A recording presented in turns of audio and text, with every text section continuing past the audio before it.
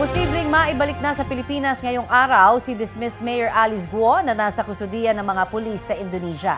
Ayon sa tagapagsalita ng Presidential Anti-Organized Crime Commission na si Winston Casio, bago pabalikin si Guo sa Pilipinas, dadaan pa rin siya sa Indonesian immigration at sa iba-iba pang proseso roon. Ayon kay Casio, kung walang magiging legal na balakid sa proseso, maaasahan na maibabalik na sa bansa si Guo. Dumating sa Indonesia kaninang alas 5:30 ng madaling araw sina Interior Secretary Benner Abalos at PNP Chief Police General Romel Marbil para asikasuhin ang pagpapauwi kay Guo. Gayon din ang ilang opisyal mula sa Bureau of Immigration at National Bureau of Investigation. Tila inaasahan na ni Justice Secretary Jesus Crispin Remulla ang pagkakahuli kay Alice Guo dahil mahirap anya para sa dating alkalde ang magtago, lalo na't may mga reklamo laban sa kanya. Dagdag ni Remulla, mas mahirap din ang proseso ng pagpapauwi kay Guo kaysa sa sinasabing kapatid niyang si Sheila at kay Cassandra Leong. Balitang hatid ni Salima Refran. Nagpalipat-lipat pero nasukol rin ng mga otoridad sa apartment na ito sa Tangerang City sa Indonesia si dismissed Bamban Mayor Alice Guo. Mula sa hanggang bewang na buhok, mas maikli ng hairstyle ngayon ni Guo. Para maitago ang kanyang identity, meron nang lumabas, nakita na yung na-share ang Indonesian police na talagang maiksi na ang buhok niya, nagpaputol ng buhok to conceal her identity. Mahigit isang linggong nag-backtrack ang mga operatiba ng PNP, Immigration, NBI at Indonesian authorities sa Jakarta at mga karatig lugar. Tulad ng makuna ng CCTV si Guo nang sumakay sa isang riding app. August 20, namataan rin si Guo na dumating sa isang airport sa Indonesia. Sa video mula sa ating source, makikitang may kasama siyang lalaki na kinilala ng source na si Duan Renwu, ang dating pulis na Chinese big boss ng Lucky South 99 Pugo sa Porac, Pampanga. Yung naging basis po ng pag-aresto kay Mayor Alice Guo in Indonesia was the information given by the Philippine Bureau of Immigration na meron tayong mission order issued against her kasi alam natin na siya po ay humaharap sa deportation case dito sa Pilipinas for being an undesirable alien as well as for misrepresentation. Nagdagdag pa po tayo, may pinadala din po natin yung information about her other cases. May blue notice na yan sa loob ng Interpol. Alam natin, hindi tama ang yung lahat na naging diskarte ni Alice Guo sa buhay niya. Kasi unang-una, yung passport niya, may problema tayo dyan. Mahirap kasi magtago yun ang problema Wala naman, liliit ang mundo mo pag ikaw ay fugitive from justice. May mga reklamong nakahain laban kay Guo sa Department of Justice pero wala pang naisasampa sa korte. Kabilang dito ang qualified human trafficking, tax evasion at paglabag sa Anti-Money Laundering Act. Hulyo, pinaniniwala ang patagong lumabas sa bansa si Alice Guo kasama ang mga kapatid. August 22 naman ang maibalik sa bansa ang sinasabing kapatid ni Alice na si Sheila at ang negosyanteng si Cassandra Leong matapos mahuli sa Batam, Indonesia. Pero di gaya nila na mabilis na napauwi noon, iba raw ang sitwasyon ni Alice Guo. It will depend on the certain elements and certain situations emanating from Indonesia at the Indonesian authorities at makikipag-usap rin tayo dyan. The DFA will be talking to them also. Hindi dinetali ni Remulla kung ano ang mga isyong ito. Pero lumalabas sa ilang Indonesian news websites na kapalit umano ni Guo, hinihingi ng Indonesia na i-turn over sa kanila ang Australia na si Gregor Johan Haas, isa sa mga most wanted na drug suspects sa Indonesia at sinasabing miyembro umano ng Sinaloa drug cartel ng Mexico. Naaresto si Haas sa Bogo, Cebu noong Mayo sa bisa ng Red Notice ng Interpol matapos siyang kasuhan sa Indonesia kaugnay ng smuggling ng droga, krimen na may parusang kamatayan doon. Gayunman, magpapadala ng team ng NBI agents at senior prosecutors ng DOJ para umalalay sa pagpapauwi kay Guo. Didiretso muna sa BI, Bureau of Immigration for immigration violations. And then, ita-turn over sa amin, i-custody nga namin, ipoprocess namin tsaka pa lang namin ipapasa sa Senate. Remember also na Senate warrant pa lang ang hawak namin against her. Sanima Refran, nagbabalita para sa GMA Integrated News. Binigyang diin naman ng mga abogado ni dating Bamban Tarlac Mayor Alice Guo na nananatiling inosente ang kanilang kliyente hanggat hindi napapatunayan ang mga alegasyon laban sa kanya. Nanawagan ang legal team ni Guo sa publiko na iwasang maglabas ng mga malisyosong komento at mga akusasyong walang basihan. Sasagutin daw nila sa tamang forum at sa mga korte ang lahat ng mga issue tungkol kay Guo. Sa panayam ng unang balita kay Attorney Stephen David na isa sa mga abogado ni Guo, August 22 pa daw sila huling nagkausap ng dating alkalde.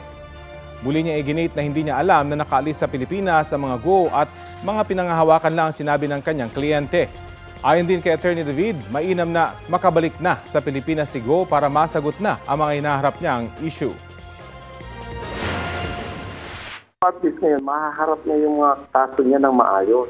Kasi kung nagtatago siya, ma-default siya, hindi mapapakinggan yung side niya.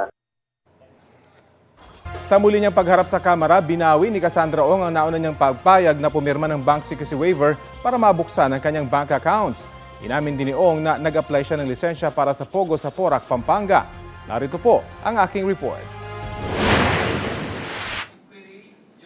Ilang ulit sinabi ni Cassandra Leong sa naunang pagdinig ng kamera na nagpaparenta lang sila ng mga gusali sa mga Chinese businessmen. Pero napaamin siya ng mga kongresista. We are preventing that Congressman Karap will again make a motion for contempt and consign you to Mandaluyong Correctional Institution. Now you answer me now, what kind of license did you trying to get from PAGCOR? Mr. Chair, license to operate po ng PAGCOR. Ano? Ano to operate po ng PAGCOR? Hindi pwedeng to operate ng PAGCOR. You applied for a license from PAGCOR to operate what? To operate Pogo po. Yun! Una nang sinabi ni Ong na hindi niya alam ang operasyon ng Pogo sa Porac, Pampanga. Authorized representative lang daw siya ng Lucky South 99.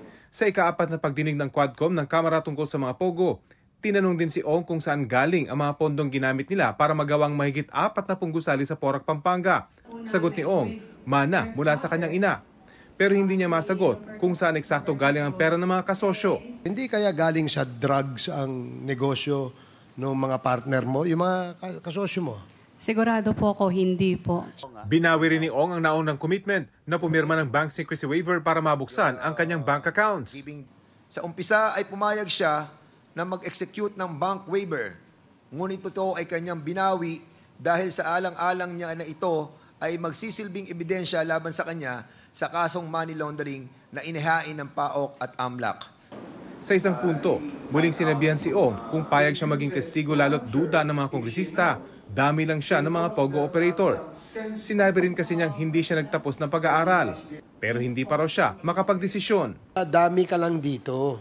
At merong mga tao nasa likod nito na hindi mo mabanggit for some reason. No, for some reason, hindi mo mabanggit kasi maaaring malapit sa'yo, o hindi kaya ay kamag-anak mo, o hindi kaya ay boyfriend mo, o hindi kaya ay siya yung pilit mong tinatago sa amin. Di ba? Anong masasabi mo, Cassie? Sa lahat po ng question na po, hindi po ako dami. Matapos ang ilang tanong, tumanggi nang sumagot si Ong.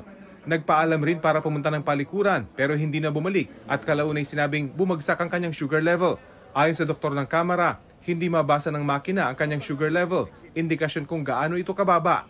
Dahil dito, iniutos ng Quadcom na itakbo na siya sa ospital para sa susunod na pagdinig, maipagpatuloy nila ang kanilang pagtatanong. May motion din sa pagdinig na imbitahan si Alice Guo sa pagdinig ng Quadcom pag dumating na siya sa bansa. Rafi Tima nagbabalita para sa GMA Integrated News. Pagbalik sa Pilipinas, sa Senate Detention Facility dadalhin si Alice Guo kung saan makakasama niya si Sheila Guo. Muli namang iginiit ni Pangulong Bongbong Marcos na mananagot ang lahat ng sangkot sa pagpuslit palabas ng bansa ng dating alkalde.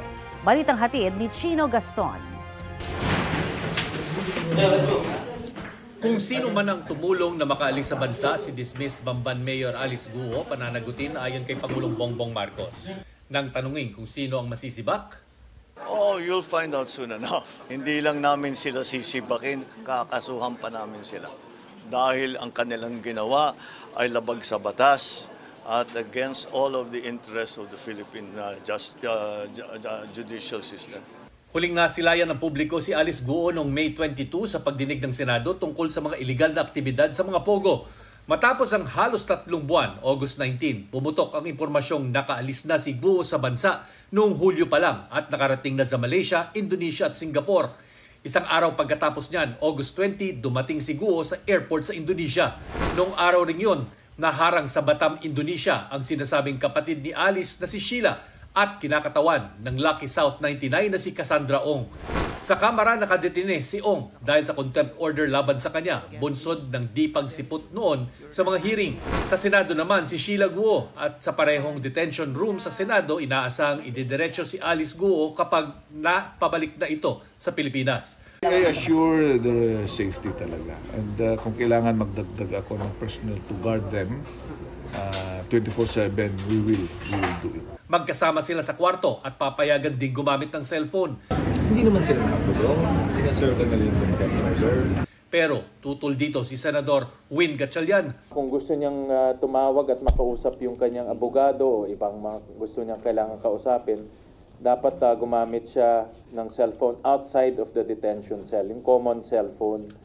At may permission, of course, sa ating Sergeant at Arms. So, yan ang nature ng detention no? Hindi naman at ma-avoid rin natin yung contact niya sa ibang mga taong sa labas. Hindi natin alam kung sino pa yung mga pwede niyang kausapin. Alam natin may link siya sa sindikato, baka makausap niya itong mga sindikato. Ang Senate Committee on Women, Children, Family Relations and Gender Equality, marami pa raw tanong kay Alice. Gaya kung sino-sinong opisyal ng gobyerno at mga tauhan ng law enforcement agencies ang kanilang kasabwat sa pagpapalaganap umano ng illegal na pogo sa Central Luzon. I am fully expecting magsasalita na siya ng kumpleto at makatotohanan kasi patunay itong pag-aresto sa kanya na hindi siya makakatakas talaga. At yung mga tumulong sa kanyang makatakas, hindi namin sila tatantanan. Sa pagdinig ng Senado, naungkat ang tungkol sa isang gusali sa Parañaque na nagbabahay umano ng illegal na pogo operation. May opisina umano rito, ang PAGCOR. Yung licensee po na yun ay kanselado na rin. As of May 27 po, tinanggap na po nila at ang cancellation order dahil sa mga violations. Karagdagang measures po after the Banban and Porac incident, maglalagay na po kami ng tao 24/7. Kaya po, Senator Tulfo, yun po ang naging dahilan kung bakit po itong mga inspektor namin ay nagrekomenda sa amin ng 9 violations po. Pagkodon, sir, let me just finish. Kolektor para sa lagay. Tinanong ng mga senador ang PAGCOR, DOLE at PNP kung kamusta ang pagpapasara sa naturang 208 illegal pogos sa buong bansa at kung nag-i-empake na rin ba ang 41 pogo na legal pa hanggang December 31. Inanunsyo ng Bureau of Immigration yung pagkakansela po ng mga 9G visas. Hindi naman pwedeng sa December 31 lang makakansela yung mga visas na 9G dahil pag ganon, unang-una, paano aalis yung mga nasabing foreign workers. Dito po tayo sa na-canceled alien employment permit. Ang na-cancel namin sa NCR as of 2023, 24,361. Ang Central Luzon, 513. Calabarzon, 2,121. At Region 10, 67. Ngayon, kung sila ay pinauwi ba